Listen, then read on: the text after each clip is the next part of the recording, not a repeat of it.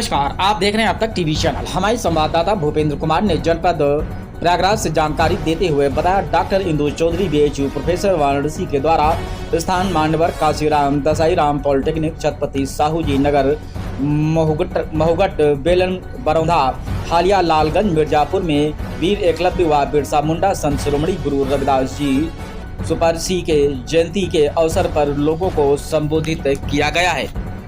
आइए चलते हैं हमारे संवाददाता के साथ।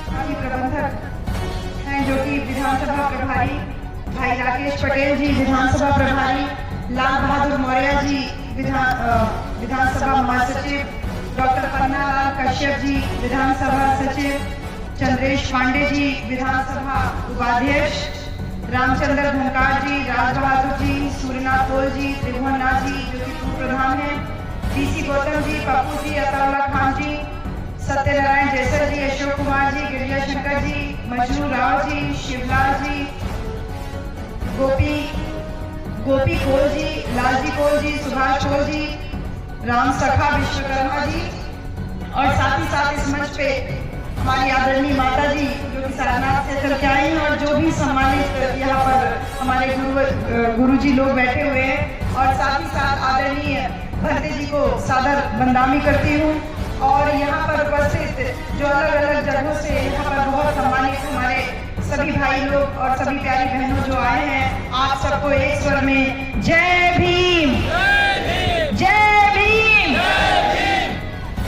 तो कार्यक्रम की मैं क्योंकि बहुत देर से बातें सुन रही थी, आपको आज संत शिरोमणि गुरु रविदास महाराज की जयंती की ढेर सारी मंगल कामनाएं। बहन जी, हम लोग जिस समाज से आते हैं, जहाँ जन्म लिए, वहाँ सदियों से हमारे ऊपर केवल अत्याचार ही होता रहा। कभी धर्म के नाम पे, कभी जाति के नाम पे हर एक प्रकार से प्रताड़ित किया जाता रहा। हमको तो ये भी हालत, मैं कुछ संत शिरोमणि गुरु रविदास महाराज जी ने एक बात कही है कि रविदास एक ही बूंद से भयो सब विस्तार, मूर्ख हैं जो करें वर्ण अवर्ण विचार। रविदास महाराज जी कह रहे हैं कि एक ही बूंद से सारे लोग पैदा हुए हैं, लेकिन फिर भी कुछ लोग वर्ण और अवर्ण यानी सवर्ण और अवर्ण की बात विचार कर रहे हैं। यानी कुछ लोग हमको जाति व्यवस्था का भी हिस्सा नहीं माने, अछूत बना करके रखे, एकदम बिरादरी से बाहर करके रखे। तो जो जिस बिरादरी को हमेशा से प्रताड़ित किया गया, यहाँ तक कि अगर शुरुआत करें वीर एकलव्य जी की, तो वीर एकलव्य ने अपने गुरु का मूर्ति बना करके उनसे प्रेरणा ले करके धनुर्विद्या सीखी।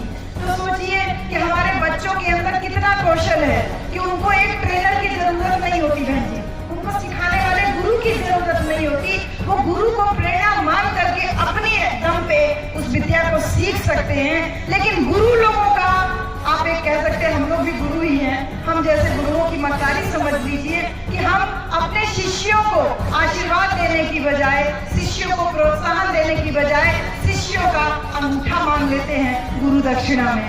तो ऐसे वीर एकलव्य के वंशज हम लोग हैं जिनसे कि दक्षिणा में अंगूठा जरूर मांग लिया गया, लेकिन उनका एक अंगूठा मांगा गया, लेकिन हजारों सैकड़ों बहुत सारे वीर एकलव्य लगातार समाज में पैदा होते चले जा रहे हैं। हमारे समाज में एकलव्यों की कमी नहीं है, जिन्हें कभी भी औपचारिक शिक्षा नहीं दी गई, स्कूल ना जा दिया गया बहन जी, कब वो पढ़े के ना मिला, लेकिन तब वो भारत के संविधान लिखते हैं। तो ऐसा लगातार इस बहुजन समाज में लगातार एकलव्य पैदा होते गए।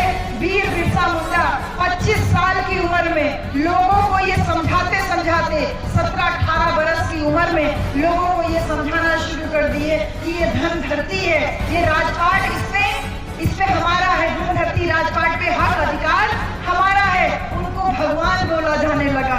तो एक एकलव्य पैदा हुए जिनको हमारा समाज भगवान कहता है, एक वीर बिरसा मुंडा पैदा हुए जिनको हमारा समाज भगवान कहता है। इन्होंने जो उल गुलाम, एक तरीके से कहिए एक विद्रोह की जो शुरुआत की, उल गुलाम नाम दिया गया कि विद्रोह करना है हमको उस व्यवस्था के खिलाफ जो हमारी धरती को हमसे छीनेगा। अरे धरती पे मेहनत हम कर रहे हैं, मजदूरी हम कर रहे हैं, सोना हम उगा रहे हैं और सोना को काट करके कोई और लेके जा रहा है, उस धरती को खोद करके उस धरती को बंजर कोई और कर दे रहा है। तो ऐसे वीर बिरसा मुंडा के वंशज आप और हम हैं। और वो संत ऋषि, संत सुपा ऋषि, जिनके बारे में हमारी माता जी अपनी गीतों के माध्यम से कह रही थी कि सर्व समाज के लोग उनके शिष्य बने, तो ऐसे लोग भी जिनको कभी स्कूल जाने को नहीं मिला, लेकिन सर्व समाज के हित के लिए लगातार वो काम करते रहे, और उन्हीं में से थे संत शिरोमणि गुरु रविदास महाराज, जिनकी जयंती के अवसर पे आज हम सब लोग यहाँ पर उपस्थित हैं। तो संत शिरोमणि गुरु रविदास महाराज वंशज हैं किसके? वीर एकलव्य के, वीर बिरसा मुंडा। हम सब लोग अपने महापुरुषों के वंशज हैं, और ये वंश शुरू होता है तथागत गौतम बुद्ध से। 2600 साल पहले बुद्ध की वाणी थी। बुद्ध ने कहा मनो पुमंगमा धम्मा, मनो से था मनोमया। ये धम्मपद की पहली गाथा है, बहुत विस्तार में नहीं जाऊंगी, लेकिन ये जरूर कहूंगी कि बुद्ध कहते हैं कि मन ही सारी बातों का अगुआ है। सारी बातें मन से ही शुरू होती हैं, और मन से ही आके सारी बातें खत्म होती हैं। बहन जी, मन ही से हमको कोई अच्छा लगता है, और मन से ही कोई हमको बुरा लगता है। अगर हम अच्छे मन से काम करते हैं तो हमको खुशी मिलती है, सुख मिलता है। बुरे मन से काम करते हैं तो हमको दुख मिलता है। 2600 साल पहले भगवान बुद्ध कह के गए। बुद्ध की वाणी को संत शिरोमणि गुरु रविदास महाराज अपनी वाणी में कहते हैं, मन ही पूजा मन ही धूप, और मन ही को सेजे सकल स्वरूप। यानी मन को ही हमको सहेजना है। मन ही पूजा, मन ही तुम्हारी पूजा है, मन ही तुम्हारी धूप है। तुमको अलग से किसी के सामने जा करके अगरबत्ती जलाने की जरूरत नहीं है, किसी की आरती उतारने की जरूरत नहीं है। तुम्हारी बातें, तुम्हारी खुशी, तुम्हारा दुख यही मन से शुरू होता है। वहीं जैसे कोनो मायके वाला आ जाता है, जब खुशी भी ले लेना, हाँ, और ससुराल वाला क्यों आ जाए तो बड़ा दुख होता है, चारों की खिल को एक पड़ी। हमारी भाषा समझ में होती है ना, समझ में आती है, ये बात याद बोली जाती है। यहाँ थोड़ा और उसको मिला के बोला जाता है, यही भाषा। अच्छा ठीक, काहे कि हम सब भाषा बोल ले जा, इहो वाला बोल ले ला, उहो वाला बोल ले ला, जो हम पश्चिम में बोले जाले। तो भाषा का ही अध्ययन करते हैं तो बहुत सारी बातें। तो बहन जी हमें आपको रोकने के लिए उनकी भी घटना दिवस की उनकी भी हत्या किया गया साथियों। इसी प्रकार से शादी विवाह करके साथियों, ये साथियों बार-बार आज हम देवासुर संग्राम जिसे कहते हैं, आज रात की युद्ध हुई थी साथियों। वहाँ समुद्र नहीं हुआ था, आर्यों ने दिमाग में चल गया था।